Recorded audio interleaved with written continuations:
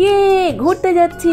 ঘুরতে যাওয়ার নাম হলেই আমার যে এত আনন্দ হয়। চড়ে বসলাম কর্তামশাইয়ের বাইকে। পরন্ত বিকেলে ইটের এই এবড়ো খেবড়ো রাস্তা ধরে আমায় কোথায় নিয়ে চললো। কিন্তু যতই চলেছি ততই যেন আমি মুগ্ধ হয়ে যাচ্ছি। সূর্য অস্ত যায়, দুপাশে পাটের ক্ষেত আর একটা গ্রামের রাস্তা সোজা এগিয়ে চলেছে।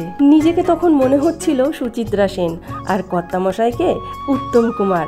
আর আমি গান গাইছি, এই পথ যদি না শেষ হয় তবে কেমন হতো তুমি বলো তো, যদি পৃথিবীটা স্বপ্নের দেশ হয় তবে কেমন হতো তুমি বলো তো। বলতে বলতেই একটা কাদা ভরা রাস্তা দিয়ে কোনো রকম ব্যালেন্স করতে করতে আমার কর্তামশাই একটা সুন্দর জায়গায় নিয়ে এলো। আহা, কি প্রশান্তি! শহরের কোলাহল থেকে দূরে শুধু সনসন হাওয়া আর পাখির ডাক। জায়গাটার নাম তোমরা জানতে চাইছো তো? এটা বর্তির বিল। বারাসাত বারাকপুর রোড ধরে নীলগঞ্জ থেকে যে কোনো টোটোওয়ালাকে বললেই সে সোজা নিয়ে আসবে এখানে। বর্ষা শেষে এখানে বেশ ভিড় হয়, অনেক দূর দূর থেকে সবাই আসে এখানে। এখানে বোটিং হয়, যেখানে পাট ক্ষেতগুলো দেখছো সেখানে জল ভরে থাকে আর ওখানে সব বোটিং হয়। আর আমি যেখানটাতে ঘুরছি এটা একটা পিকনিক গার্ডেন, নাম শঙ্খচিল। সুন্দর না জায়গাটা? তবে এত হাওয়া, শীতের সময় তোমরা যদি কেউ এখানে পিকনিক করতে আসো তাহলে এই হাওয়াতেই কিন্তু ঠান্ডায় জড়সড় হয়ে যাবে। বাঁশের সাঁকো বেয়ে যেখানে গেলাম এটা একটা আইল্যান্ডের মতন, মানে চারিদিকে জল আর মাঝখানে একটা আইল্যান্ড। আর সেখানে দাঁড়িয়ে চারপাশের ভিউটা দেখো, কি সুন্দর লাগছে না?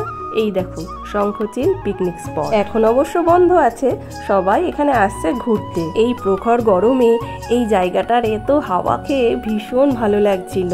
আমি ভেবেছিলাম এখানে আমি গিয়ে দেখব একদম জনমানব শূন্য, কিন্তু এখানে বিকাল হলেই বেশ লোকজন আসে ঘুরতে। সত্যি আমাদের চারপাশে এত সুন্দর সুন্দর জায়গা আছে। ওই যে রবি ঠাকুরের কবিতাটা মনে পড়ে গেল, বহু দিন ধরে বহু ক্রোশ দূরে বহু ব্যয় করি বহু দেশ ঘুরে, দেখিতে গিয়েছি পর্বতমালা দেখিতে গিয়েছি সিন্ধু, দেখা হয় নাই চক্ষু মেলিয়া ঘর হতে শুধু দুই পা ফেলিয়া, একটি ধানের শীষের উপর একটি শিশির বিন্দু।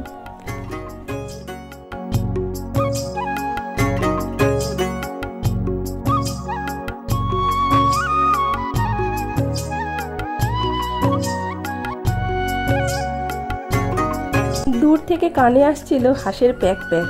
কাছে গিয়ে দেখি কত হাঁস, আর এই হাঁসগুলো একজন কিন্তু পোষে। আর তাকে দেখবে, চলো তোমাদের তাকে দেখায় আর তার ঘরটাও দেখায়। এই দেখো, সে তার ঘরের সামনে বসে আছে। ভাবতে পারছো এই ফাঁকা জায়গায় এই ছোট্ট একটা ঘরে এই লোকটা থাকে? এদিকে একজন দেখো বিকেল হয়ে গেছে, ছাগল নিয়ে ঘরে যাচ্ছে। এখানে কিন্তু দু একটা চায়ের দোকান আছে, চা টুকটাক খাবার এখানে পাওয়া যায়। আমরাও ওখানে গেলাম চা খেতে, কিন্তু চাটা অনেকক্ষণ বানিয়ে রেখেছে বলে আর খেলাম না। তো আর কি, চলো ফেরার পথ ধরা যাক। আধার হলো মাদার গাছের তলা, কালি হয়ে এলো দিঘির জল, হাটের থেকে সবাই এলো ফিরে, মাঠের থেকে এলো চাষির দল। আজ এ পর্যন্তই, আবার তোমাদের সঙ্গে দেখা হবে পরের ভিডিওতে। টাটা।